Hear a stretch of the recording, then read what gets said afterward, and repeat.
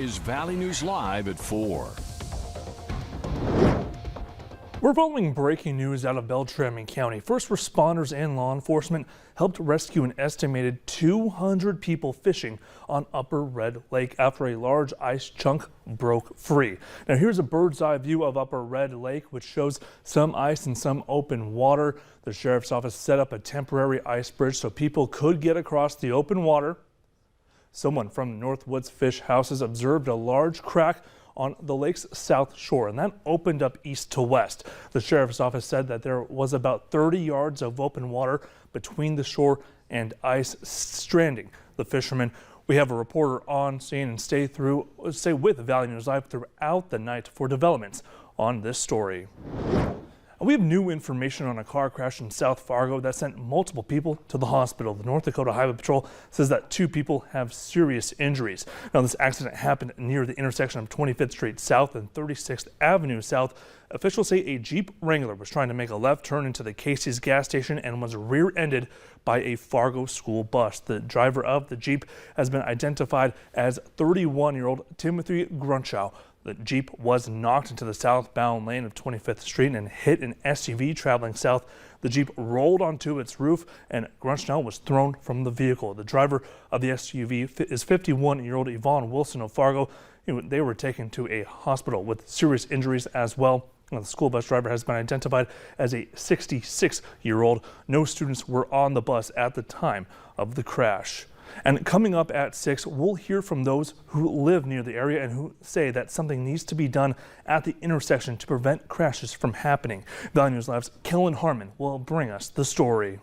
And a Fargo South High School band teacher is in jail after being arrested on charges of corruption of a minor. Sebastian Tackling was booked into the Cass County Jail Saturday, but we're still waiting to hear the details that led to his arrest. The Fargo School District says that he's been placed on administrative leave. District officials say that they take all allegations of impropriety committed by staff very seriously and will fully cooperate with law enforcement as they conduct their investigation, adding that they will not tolerate any employee who engages in any inappropriate behavior. Well, taking a look at our sky cam right now, you might see a little blurs on the camera. That's because that's some rain. So let's send things over to First Alert Storm Team forecaster Summer Schnellbach with the latest. Summer? Hey, Bobby, thank you so much. Yeah, I want to start off with kind of a time lapse showing that wall of some light snow showers that passed through, and they melted right on contact with our camera, and just like that, things have cleared up. That was a time lapse of only about an hour, so a very quick passing snow shower. It's all in association with this low pressure system that's way up in Canada, kind of crossing the border between Saskatchewan and Manitoba. Let's take a closer look into our neck of the woods. You can see the areas of blue, the snow, pushing east into northwestern Minnesota, and taking a little bit of a closer look with a different view here in Southern Valley. Most of the snow is moving out and tapering off. Rothsay, Pelican Rapids, Barnesville, perhaps Breckenridge, Wyndmere seeing a couple of flakes, but most of the snow now is stretching from Ada into Mahnomen, Foston, Crookston, and points north up into Thief River, Newfoundland, and even into Roseau and Warroad. Temperatures at this time have actually been falling over the last couple of hours behind that front that's associated with that low pressure system. So we're headed towards a cooler evening. Bobby, tonight in Fargo, now that the snow showers have passed through, we'll continue to see a good deal of clouds and temperatures quickly fall by tomorrow morning. We'll have a breezy and cooler forecast to talk about in a couple minutes. All right, well, as long as you don't say snowy, I think we can take breezy and cool, but no snow. That's not what we want right now. Summer, thank you so much. We'll talk to you in a few more minutes. And we're continuing to follow the news out of Hawaii, where Mauna Loa, the world's largest active volcano, has started to erupt for the first time in nearly 4 decades, causing volcanic ash and debris to fall. Now, the U.S. Geological Survey says that the eruption began late Sunday night in the somewhat caldera of the volcano on the Big Island. Currently, lava flows are contained within the summit area and they are not threatening any nearby communities. The agency warned residents at risk to review their eruption preparations. Scientists had been on alert because of a recent spike in earthquakes at the summit of the volcano, which last erupted in 1984.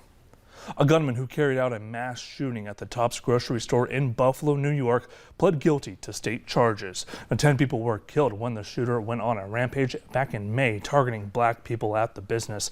The man pled guilty to charges of first-degree murder, murder as a hate crime, and hate-motivated domestic terrorism, the latter charge carrying an automatic sentence of life without parole. Thank God we don't need a jury because he pled guilty today. And thank God the families and the victims who survived this and this community don't have to endure a long, protracted trial. Previously, the man pled not guilty to separate federal hate crime charges that could be punishable by the death penalty or life in prison.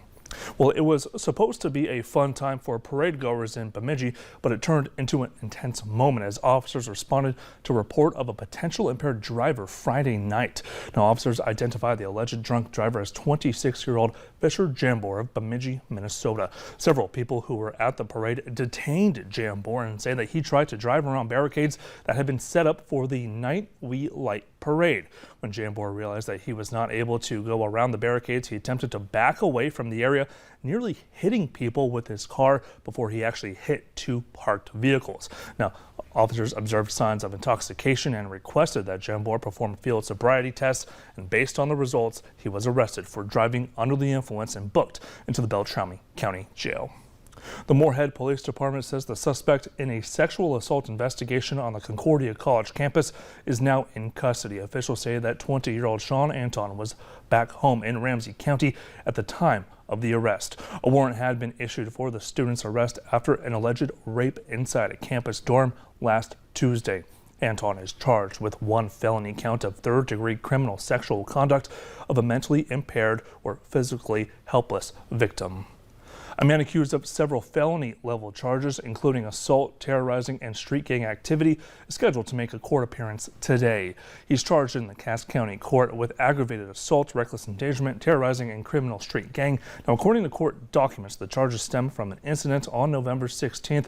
It's alleged that this man, Daniel Sissy, hit another man in the head and threatened to shoot him. The court documents also reference the crimes being committed in association with criminal street gang activity. Sissy was arrested for fleeing after a shooting and high-speed chase back in September. And police said that the shooting happened in Fargo on September 7th, and officers tried to pull a vehicle over in Moorhead when the car took off at more than 100 miles per hour. 4 people were detained, but Sissy was the only one identified in the case. After being open for just 2 years, Stonetown Grill in West Fargo will be closing their doors permanently. A Facebook post says that their last day open will be next Sunday, December 4th. Owners say that with all the changes that COVID had and the world and the ongoing economic difficulties to the industry, they are simply unable to continue. They also say that they are very grateful to everyone who has supported them the last 2 years and are honored to have served the community.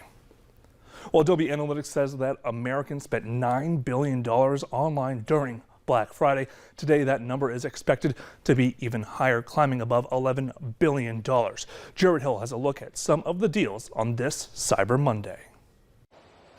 The packages are always moving at this Amazon fulfillment center. The retail giant handles 66,000 orders worldwide every hour, and this could be the busiest day of the year.